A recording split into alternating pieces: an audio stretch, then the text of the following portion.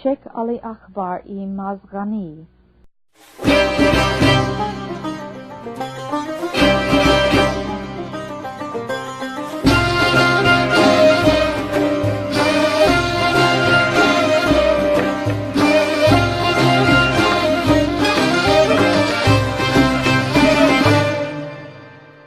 This chief of free souls of wanderers for the love of God was only an infant when in the Mazgán he was suckled at the breast of grace.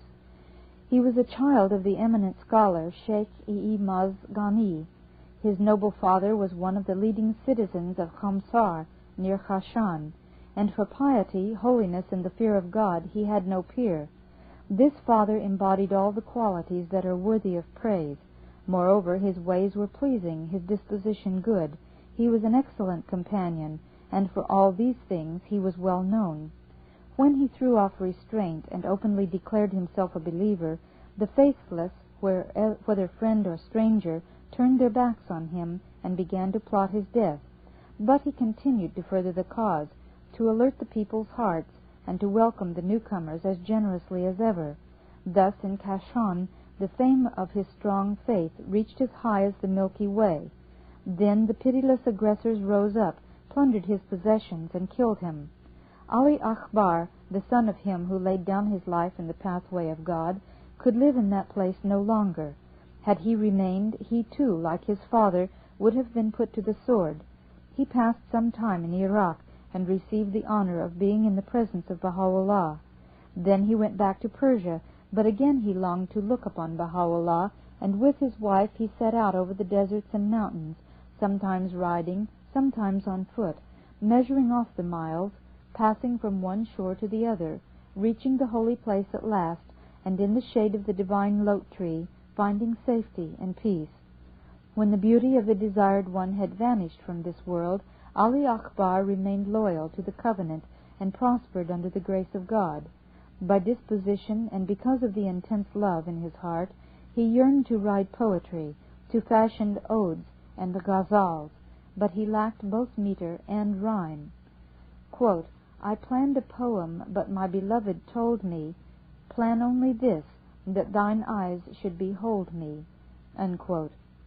With rapturous longing, his heart desired the realms of his compassionate Lord. Consumed by burning love, he left this world at last, and pitched his tent in the world above.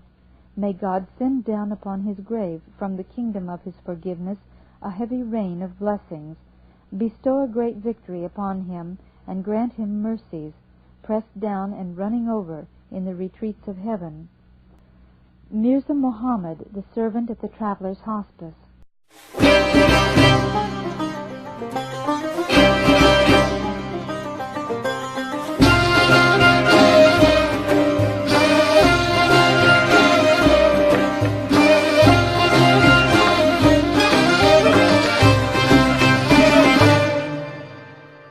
This youth of God was from Isfahan, and from an early age was known to its leading divines for his excellent mind.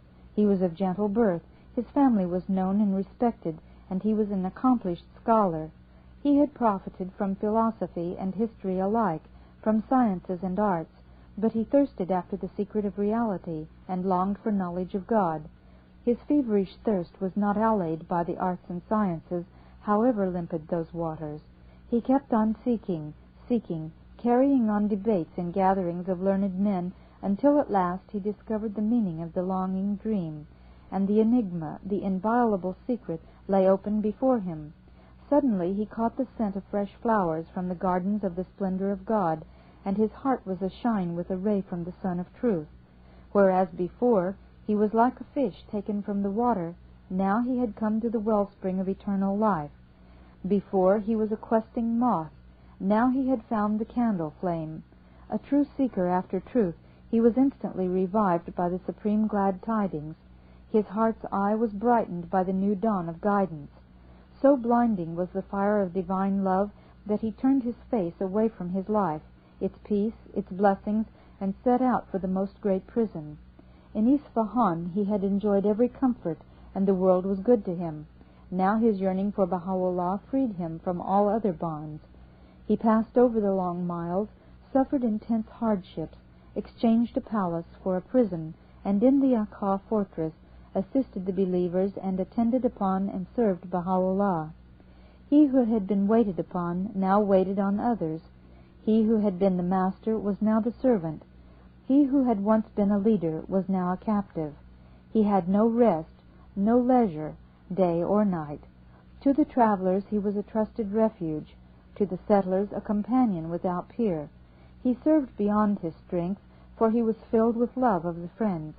The travelers were devoted to him, and the settlers grateful. And because he was continuously busy, he kept silent at all times.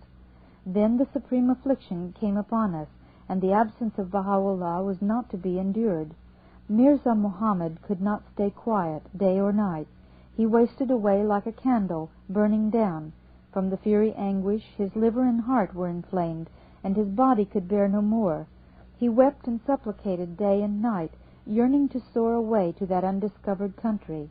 Quote, "Lord, free me from this absence," unquote, he would cry.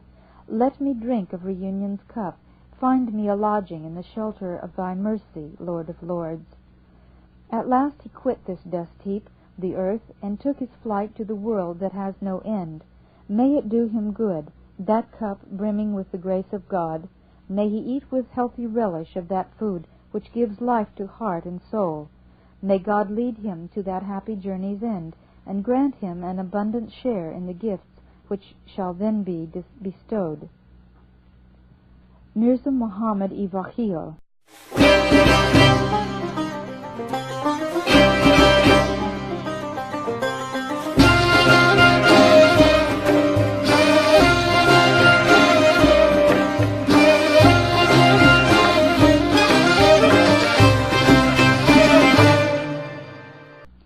One of the captives who were sent on from Baghdad to Mosul was Mírzá Muḥammad-i-Vakíl.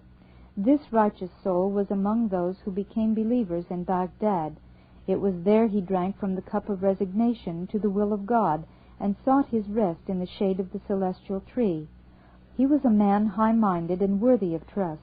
He was also an extremely capable and energetic administrator of important affairs, famous in Iraq for his wise counsel. After he became a believer, he was distinguished by the title of Vakíl, deputy. It happened in this way. There was a notable in Baghdad by the name of Haji Mírzá Hadi, the jeweler. He had a distinguished son, Agha Mírzá Musa, who had received from Baha'u'llah the title Letter of Eternity. This son had become a staunch believer. As for his father, the Haji, he was a princely individual, known for his lavish open-handedness, not only in Persia and Iraq, but as far away as India. To begin with, he had been a Persian vizier, but when he saw how the late Fath Ali Shah eyed worldly riches, particularly the worldly riches of Persian viziers, and how he snatched whatever they had accumulated, and how, not content with confiscating their costly vanities and lumber, he punished and tortured them right and left, calling it a legal penalty, the Haji dreaded that he too might be catapulted into the abyss. He abandoned his position as vizier and his mansion and fled to Baghdad. Fath Ali Shah demanded that the governor of Baghdad, Dawood Pasha, send him back, but the Pasha was a man of courage, and the Haji was widely known for his able mind. Accordingly, the Pasha respected and helped him, and the Haji set up in a business as a jeweler. He lived with pomp and splendor like a great prince. He was one of the most remarkable men of his time, for within his palace he carried on a life of gratification and opulence, but he left his pomp, style, and retinue behind, occupied himself with his business affairs, and realized great profits.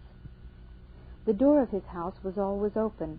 Turks and Persians, neighbors, strangers from far places, all were his honored guests. Most of Persia's great, when they came on pilgrimage to the holy shrines, would stop at his house, where they would find a banquet laid out, and every luxury ready to hand. The Haji was indeed more distinguished than Persia's Grand Vizier.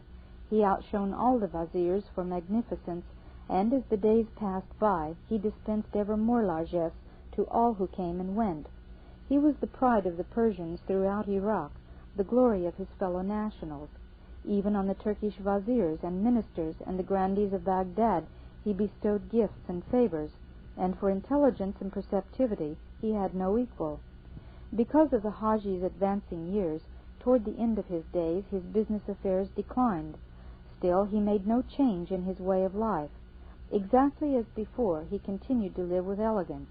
The prominent would borrow heavily from him and never pay him back.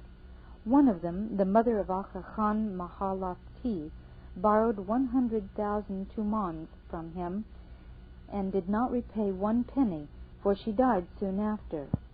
Footnote: the Baghdad period in Baha'i history was from April 8, 1853 to May 3, 1863. According to various estimates, the tuman of the day ranged from $1.08 to $1.60. End of footnote.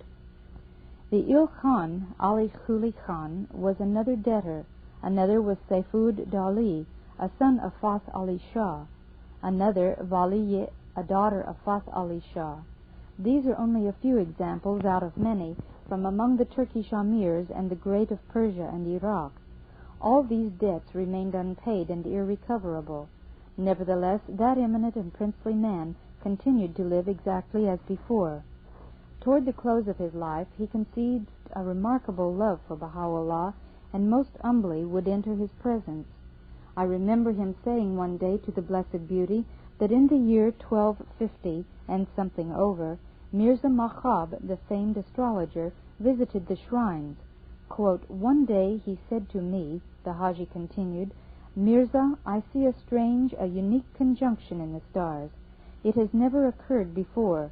It proves that a momentous event is about to take place, and I am certain that this event can be nothing less than the advent of the promised Qaim." Unquote. Such was the situation of that illustrious prince when he passed away, leaving as heirs a son and 2 daughters. Thinking him to be as wealthy as ever, the people believed that his heirs would inherit millions, for everyone knew his way of life. The Persian diplomatic representative, the latter-day Mujtahids, and the faithless judge all sharpened their teeth. They started a quarrel among the heirs so that in the resulting turmoil they themselves would make substantial gains. With this in view, they did whatever they could to ruin the heirs, the idea being to strip the inheritors bare, while the Persian diplomat, the Mujtahids, and the judge would accumulate the spoils. Mirza Musa was a staunch believer. His sisters, however, were from a different mother, and they knew nothing of the cause. One day the 2 sisters, accompanied by the son-in-law of the late Mirza Sayyid Riza, came to the house of Baha'u'llah. The 2 sisters entered the family apartments, while the son-in-law settled down in the public reception rooms. The 2 girls then said to Baha'u'llah, quote, "The Persian envoy, the judge, and the faithless Mujtahids have destroyed us. Toward the close of his life, the late Haji trusted no one but yourself. We ourselves have been remiss, and we should have sought your protection before. In any case, we come now to implore your pardon and help. Our hope is that you will not send us away despairing, and that through your favor and support we shall be saved. Deign then to look into this affair and to overlook our past mistakes." Unquote. Replying, the Blessed Beauty declared with finality that intervention in affairs of this kind was abhorrent to him. They kept on pleading with him, however. They remained a whole week in the family apartments, clamoring every morning and evening for favor and grace. Quote, "We will not lift our heads from off this threshold," they said. "We will seek sanctuary here in this house. We will remain here by the door of him who guards the angels until he shall deign to look into our concerns and to save us from our oppressors." Unquote. Each day Baha'u'llah would counsel them, saying, quote, "Matters of this kind are in the hands of the Mujtahids and the government authorities. We do not interfere in such affairs." Unquote. But they kept on with their importunities, insisting, imploring, begging for help. It happened that the house of Baha'u'llah was bare of worldly goods, and these ladies, accustomed to the best of everything, could hardly be satisfied with bread and water. Food had to be procured for them on credit. Briefly, from every direction there were problems. Finally, one day Baha'u'llah summoned me to his presence. quote, "These esteemed ladies," he said, "with all their exactions, have put us to considerable inconvenience. There is no help for it. You will have to see to this case, but you must solve this entire complicated matter in a single day." Unquote. The next morning, accompanied by Akhi Khalim, I went to the house of the late Haji. We called in appraisers, and they collected all the jewels in an upper apartment. The ledgers and account books having to do with the properties were placed in a second room, the costly furnishings and art objects of the house in a third. A number of jewelers then went to work and set a value on the gems. Other experts appraised the house, the shops, the gardens, the baths. As soon as they began their work, I came out and posted someone in each room, so that the appraisers could duly complete their tasks. By this time it was nearly noon. We then had luncheon, after which the appraisers were directed to divide everything into 2 equal parts, so that lots could be cast. One part would be that of the daughters, and one that of the son, Mírzá Muḥammad. I then went to bed, for I was ill. In the afternoon I rose, had tea, and repaired to the family apartments of the mansion. Here I observed that the goods had been divided into 3 parts. I said to them, quote, "My instructions were that everything should be divided into 2 parts. How is it that there are 3? Unquote. The heirs and other relatives answered as one, quote, "A third must certainly be set aside. That is why we have divided everything into 3. One share is for Mírzá Muḥammad, one for the 2 daughters, and the third we place at your disposal. This third is the portion of the deceased, and you are to expend it in any way you see fit." Unquote. Greatly disturbed, we told them, quote, "Such a thing is out of the question. You must not require, for it cannot be complied with." We gave our word to Baha'u'llah that not so much as a copper coin would be accepted. Unquote. But they, too, swore upon oath that it must be as they wished, that they would agree to nothing else. This servant answered, quote, "Let us leave this matter for the present. Is there any further disagreement among you?" "Yes," said Mírzá Muḥammad. "What has become of the money that was left?" Asked the amount, he answered, 300,000 tumans. The daughters said, "There are 2 possibilities. Either this money is here in the house in some coffer, or buried hereabouts, or else it is in other hands.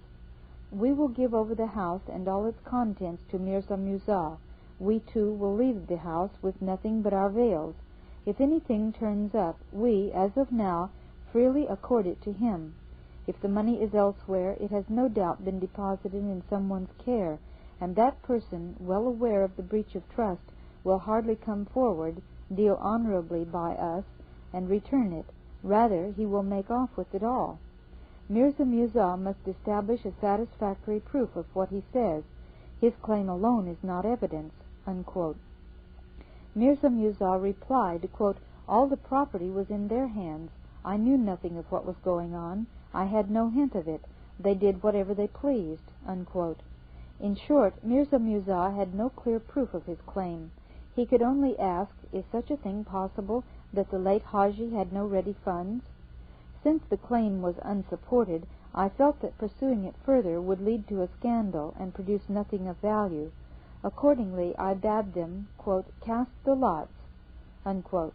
As for the 3rd share, I had them put it in a separate apartment, close it off, and affix a seal to the door. The key I brought to Baha'u'llah. "The task is done," I said. "It was accomplished only through your confirmations. Otherwise it could not have been completed in a year. However, a difficulty has arisen." I described in detail the claim of Mírzá Muḥammad and the absence of any proof. Then I said, "Mírzá Muḥammad is heavily in debt. Even should he expend all he has, still he could not pay off his creditors. It is best, therefore, if you yourself will accept the heir's request, since they persist in their offer, and bestow that share on Mírzá Muḥammad. Then he could at least free himself from his debts and still have something left over." On the following day the heirs appeared and implored the Blessed Beauty to have me accept the 3rd share. "This is out of the question," he told them. Then they begged and entreated him to accept that share himself and expend it for charitable purposes of his own choice. He answered, There is only one purpose for which I might expend that sum.